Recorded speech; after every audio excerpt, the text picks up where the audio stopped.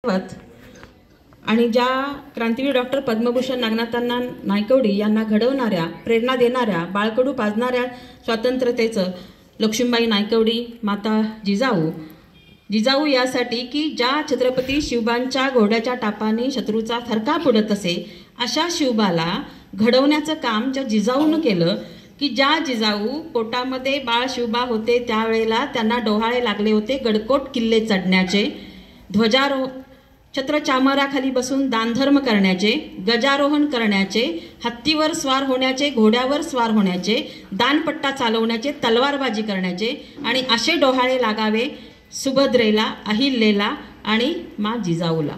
म्हणूनच अशी उमद्या नेतृत्वाची पिढी जन्माला येते, म्हणजे शिवबा जन्माला येतात. आणि त्यामुळं ज्यांचे आदर्श आपण डोळ्यासमोर ठेवायचे आहेत ते एका दिवसापुरते जागतिक महिला दिन साजरे करून नाही, तर प्रत्येक दिवशी आपल्या मनामध्ये स्त्री जातीबद्दल, स्त्रियांच्याबद्दल मान सन्मान पाहिजे. असं म्हणतात पहा, यत्र नार्यस्तु पूज्यन्ते तत्र रमन्ते देवता. ज्या ठिकाणी मुलींचा, महिलांचा सन्मान केला जातो त्या ठिकाणी चांगला शक्तीचा वास असतो, त्या ठिकाणी पॉझिटिव्ह वाईब्स असतात, पॉझिटिव्ह व्हायब्रेशन असतात, त्या ठिकाणी प्रगतीची घोडदौड होत असते.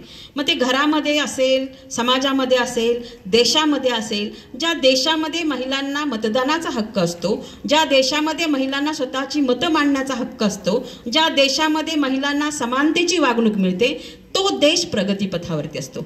जपान उदाहरण सर्वांना माहिती आहे.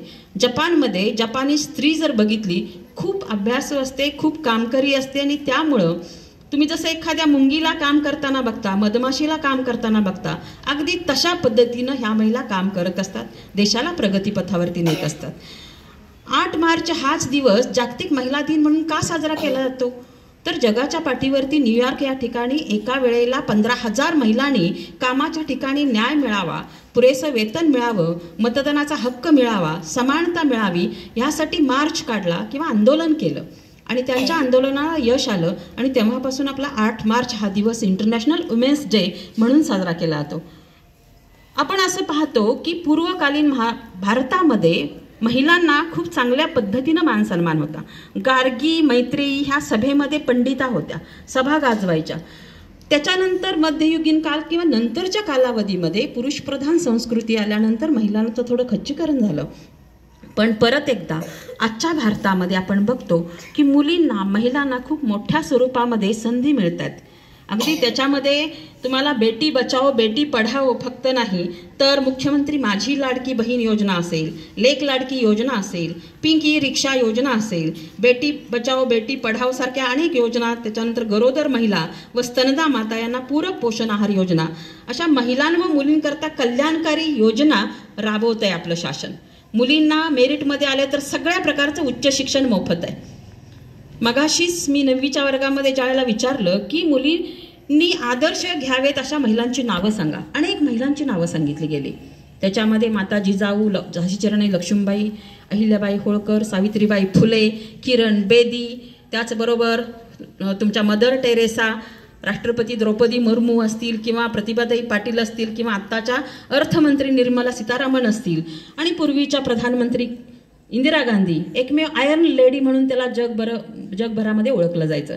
कारण डिसिजन किंवा निर्णय क्षमता एकदम स्ट्रॉंग होती म्हणून त्यांना आयर्न लेडी असं म्हटलं जायचं. कल्पना चावला, सुनीता विल्यम अंतराळ स्टेशनमध्ये त्यांनी स्पेस वॉकचा विक्रम केला आणि भारतीय वंशाची किंवा भारतीय जेनेटिक्स किती स्ट्रॉंग असतो हे जगाला दाखवून दिलं.